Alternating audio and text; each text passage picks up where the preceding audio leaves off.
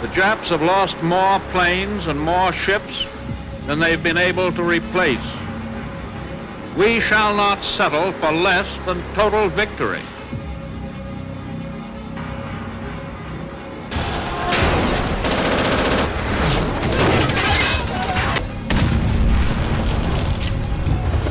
If the Japanese insist on continuing resistance beyond the point of reason, their country will suffer the same destruction as Germany.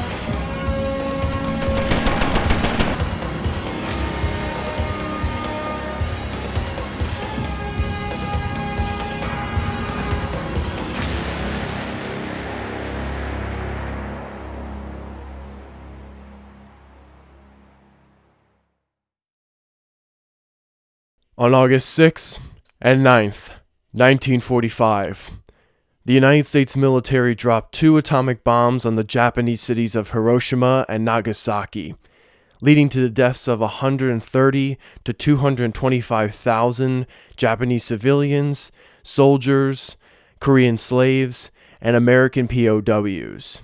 I wanted to touch upon this topic because it personally affects me. My grandfather, Forrest Pierce, was actually going to be a part of Operation Downfall, or the mainland invasion of Japan in 1945, and many people believe that if it wasn't for the 2 atomic bombs being dropped, that my grandfather and millions of other American soldiers would have perished in this invasion.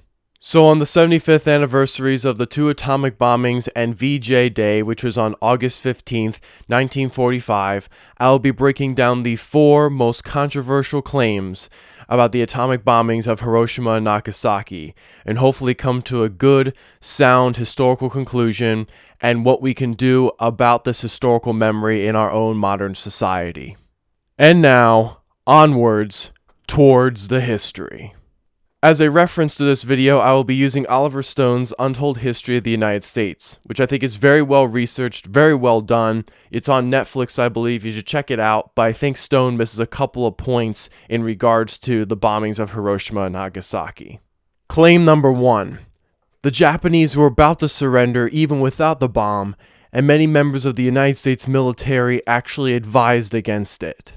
I think Oliver Stone does a pretty good job in going after these claims, but I think he lacks some context while doing it. So, for example, Stone accuses the United States of not taking in certain peace negotiations from the Japanese because in these treaties it states that the Japanese would surrender, but Hirohito got to stay as Emperor of Japan, and the United States just wasn't going to tolerate that. It was unconditional surrender, and Hirohito needed to step down. Now, even with the 2 atomic bombs being dropped, Hirohito still got to stay as emperor up until the 1980s, but his power was greatly diminished with the creation of the new constitution. So it does beg the question of whether or not did the atomic bombings make a change in that, and I don't think we'll ever really know the answer to that question. Stone also forgets to mention that there was a coup attempt against Hirohito by the Imperial Japanese Guard and some Japanese bureaucrats to prevent Hirohito from announcing the surrender to all the Japanese people. So, if the Japanese were about to surrender, why was there a big block of all these powerful individuals trying to prevent their god dictator king from announcing to the Japanese people they were going to surrender? This coup attempt happened after both bombs were dropped. Stone does a really good job, though, at talking about how the U.S. military commanders were either against the bombing or they didn't really say anything about it because they just wanted the war to be over. But someone like Eisenhower was very much against it, and he believed that the Japanese were going to surrender even without them.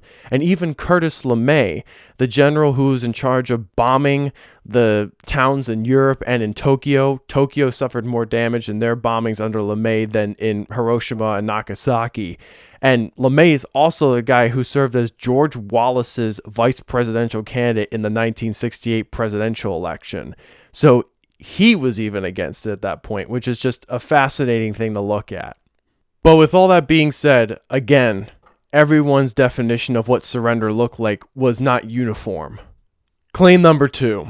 We dropped the bomb on Japan because we felt like we were racially superior to them, and we would have never dropped it on Germany or Italy. There was no doubt that the Americans had more racial resentment against the Japanese than the Germans. You can see that through cartoons where the Japanese are depicted as monkey-like, the way we call them Japs, and just the way we treated our own Japanese Americans, putting them in internment camps, while German and Italian Americans were just under higher surveillance. A great book that really goes into this is John Dower's War Without Mercy, which I really suggest you check out. With all that being said, I do not believe that the United States' racism towards the Japanese was the reason we dropped the 2 bombs. And here's 3 reasons why. Number 1 is May 8th, 1945 was VE Day, when all the European Axis powers surrendered. The first experimental atomic bomb, known as the Trinity Bomb by the Manhattan Project, was exploded on July 16th, 1945. So we never had a chance to actually use it in combat in the European theater. Point number 2. Roosevelt made it a priority in the Arcadia Conference of 1941 in Winston Churchill that the United States was going to focus in on Europe. He called it a Europe First policy, which means that Hitler and Mussolini were going to be the main bad guys, the main targets of the entire conflict, and that Hirohito and Japan were going to be on the back burner for a while until we took out the 2 biggest evils. So with most of our resources going towards Europe, I would imagine that there was more destruction in the European theater done by Americans than there was in the Pacific. And that's saying something because the Japanese were the ones that attacked us, not the Germans or the Italians. It's also hard to calculate a lot of these numbers because we were working with all these allied powers in Europe against Germany and Italy, while in Japan, it was basically the United States carrying all the heavy lifting. And point number 3. While Japan did not benefit as much as Europe from the Marshall Plan, the United States gave millions upon billions of dollars in their rebuilding efforts. Funny enough, General MacArthur actually promoted the idea of New Deal programs to be within the new Japanese society to build a solid middle class. And he was a conservative Republican. So if we had so much racial resentment against the Japanese, why would we be so quick to rebuild the nation right after we just went and had a vicious war against them? This scene from the movie Emperor, with Tommy Lee Jones playing Douglas MacArthur, really sums up how the United States wanted to help Japan at the end of the war. This has nothing to do with punishments, これは懲罰などというものではございません。 Your Majesty. 陛下、 I need your help. どうぞ陛下のお力をお貸しいただきたく存じます。 So, let's see what we can do to get Japan back on its feet.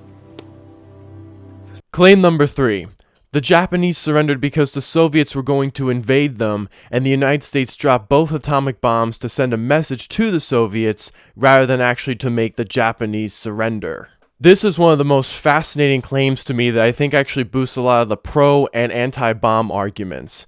So in 1941, Joseph Stalin actually created a neutrality pact with the Japanese, and it was supposed to last up until 1946.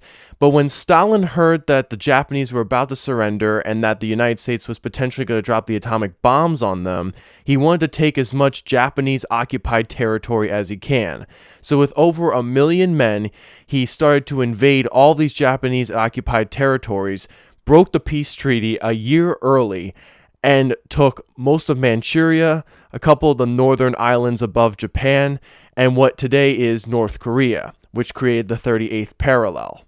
The Soviets were just steamrolling against the Imperial Japanese Army, and the Japanese understood the fighting capabilities of the Soviets. They saw Stalingrad, they saw what they did with the Germans, and they did not want that to happen to them. So I think in many cases, the Imperial Japanese government was like, okay, let's just take our chances with the United States because we understand that they're going to treat us better than the Soviets are going to. And there is no direct evidence to show that the United States dropped the bombs to scare off the Soviets from taking more land in East Asia. But even if that wasn't the case, if the 2 bombings did scare them off, isn't that for the benefit of the good in the future? Because if the Soviets take all of Korea and like northern Japan, well, then it's going to look like this.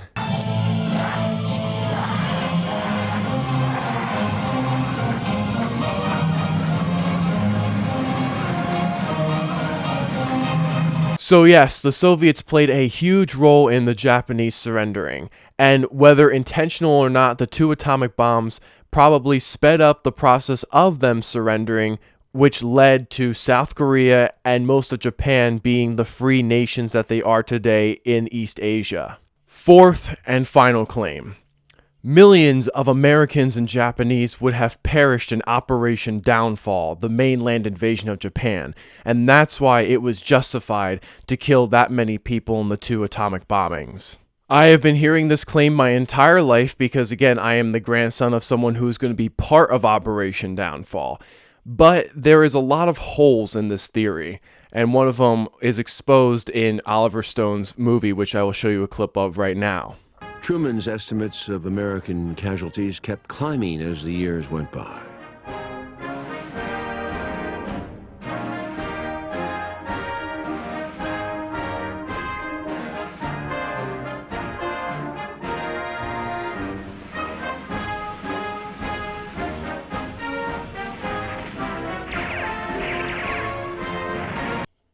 I believe that really shows that the numbers are kind of faulty, and that my previous point about the Soviet Union still stands with this, because the Soviets took all that territory from the Japanese in a span of 3 weeks.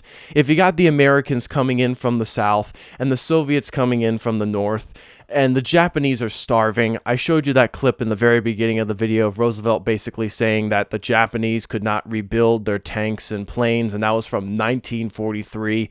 They were in deep poo-poo, and I don't think that they would be going until the last man was standing. I know that there's videos of Japanese civilians training with bamboo, but, you know, it's all hard to tell because we don't know exactly what the emperor was thinking at that point and what happens if we don't drop the bomb. So I believe that the millions number is very high. I even think like the hundreds of thousands is pretty high as well.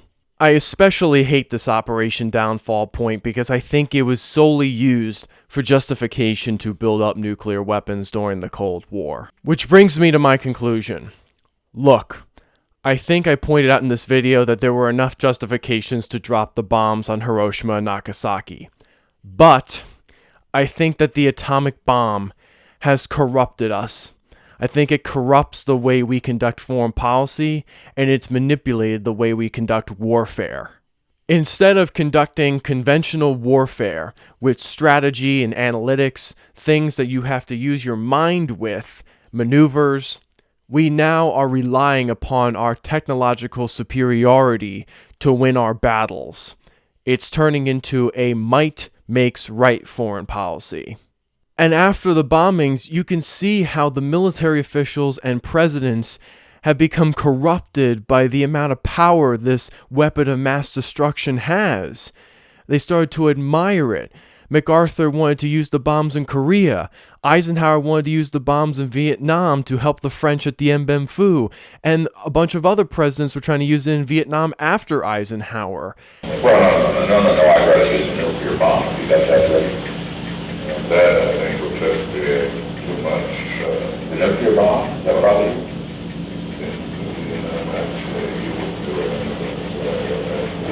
I just want you to think big, Henry, for Christ's sake. They become hypnotized by this magnificent piece of weaponry that they have. And we have become more willing to get into other conflicts because we know we have the bomb in our back pocket just in case we need it. Someone who has spoken out very eloquently about this shift in our policy is two-star Admiral Jean Larac, who stated in the 1985 book, The Good War, that we are unique in the world, a nation of 30 million war veterans. We're the only country in the world that's been fighting a war since 1940. Count the wars. Korea, Vietnam, count the years. We have built up in our body politic a group of old men who look up upon military service as a noble adventure. It was the big excitement of their lives, and they'd like to see young people come along and share that excitement. We are unique. Nuclear weapons have become the conventional weapons. We seriously considered using them in Vietnam. I was in the Pentagon myself crying to decide what targets we could use. We explored every way we could win that war, believe me. We just couldn't find a good enough target. We were not concerned about the opprobrium attached to the use of nuclear weapons. World War II has warped our view of how we look at things today. We see things in terms of that war, which in a sense was a good war, but the twisted memory of it encourages the men of my generation to be willing, almost eager, to use military force anywhere in the world. Don't approve of what he says? Okay, well let's listen to President Ronald Reagan, who spoke to the Japanese Parliament on November 11th, 1983, where he discussed nuclear weapons, and he was the first president ever to address the Japanese Parliament, which is known as the Diet. I have come to your country carrying the heartfelt desires of America for peace. I know our desires are shared by Prime Minister Nakasone and all of Japan. We are people of peace. We understand the terrible trauma of human suffering. I have lived through 4 wars in my lifetime, so I speak not just as President of the United States, but also as a husband, a father, and as a grandfather. I believe there can be only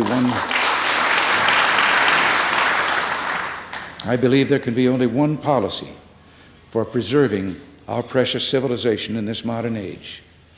A nuclear war can never be won and must never be fought. I know I speak for people everywhere when I say our dream is to see the day when nuclear weapons will be banished from the face of the earth.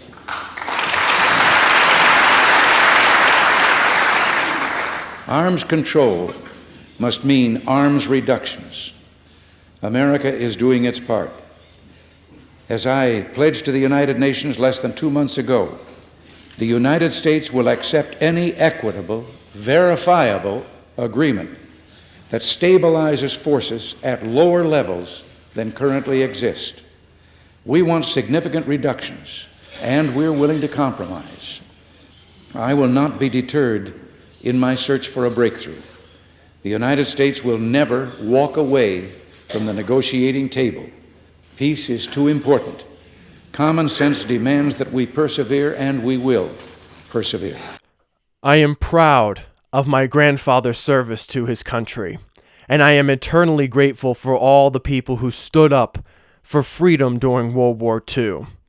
But we cannot fully honor their legacy unless we get rid of these weapons that can annihilate us as a species in a matter of minutes like that. We must get rid of nuclear weapons, and I think we can, but it's up to us, and it must start now. Thank you very much for watching. Stay safe. Yeah.